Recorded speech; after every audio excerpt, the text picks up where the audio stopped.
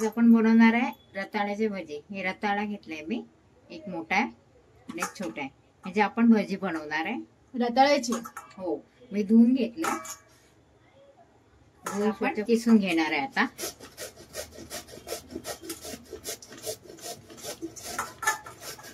किसून घेतलं आपण रताळं, हो, म्हणजे आपण भजी बनवणार आहे आता। यामध्ये टाकूया चण्याचं पीठ, 1 वाटी चण्याचं पीठ घेतलंय मी। हळद, अर्धा चमचा हळद घेतली। लाल तिखट टाकूया 1 चमचा, गरम मसाला अर्धा चमचा,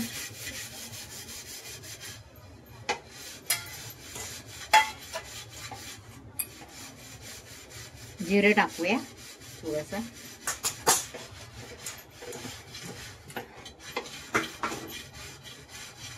आणि आमचूर पावडर टाकूया,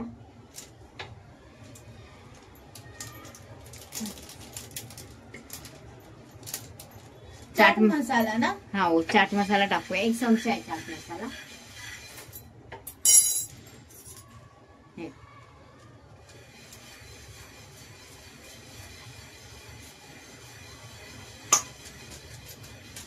हा पूर्ण 1 चम्मच झाला ना, हो 1 चमचा चाट मसाला टाकूया, थोडा ओवा टाकूया, ऍसिडिटी होऊ नये म्हणून ना। हो,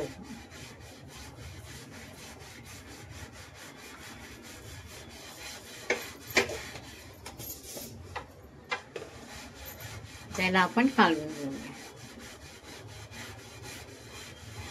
तोपर्यंत आपण तेल ठेवूया गॅसवर।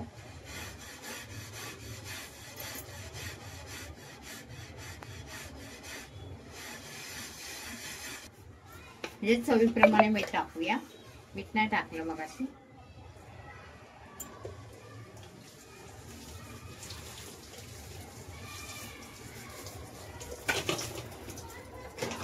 तेल आपलं गरम होते,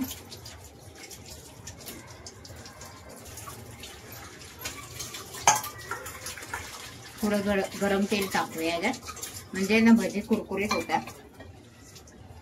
गरम तेलाने, हो, चिमूटभर सोडा टाकूया आणि याला कालवून घेऊया।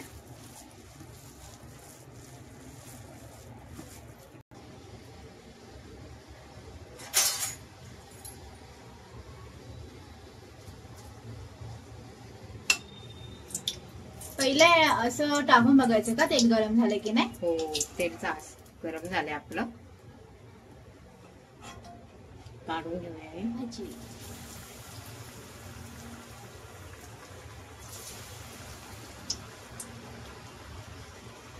वाव, सुगंध भारी सुटलाय।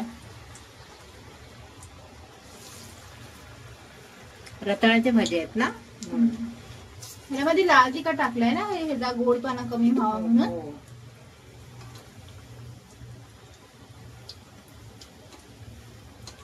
मीडियम गॅसवरच फ्राय करून घ्यायचे। आता जळेल का? हो, मी बारीकच गॅस केलाय, चांगले क्रिस्पी भाजून घ्यायचे मीडियम गॅसवर। छान आपले भजी फ्राय झालेत, काढून घेऊया।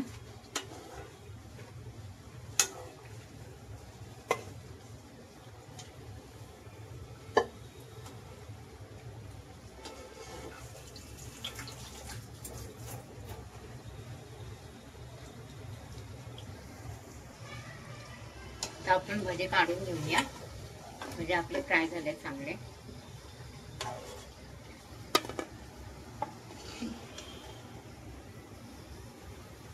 छान कुरकुरे झाले तेव्हा आवाज येतोय जेव्हा ताटात टाकते तेव्हा।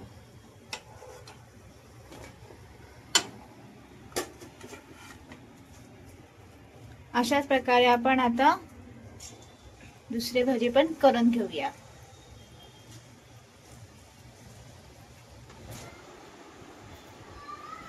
तयार झाले आपले रताळ्याची भजी, बघा क्रिस्पी। बनवून बघा, सांगा। लाईक शेअर कमेंट करायला विसरू नका.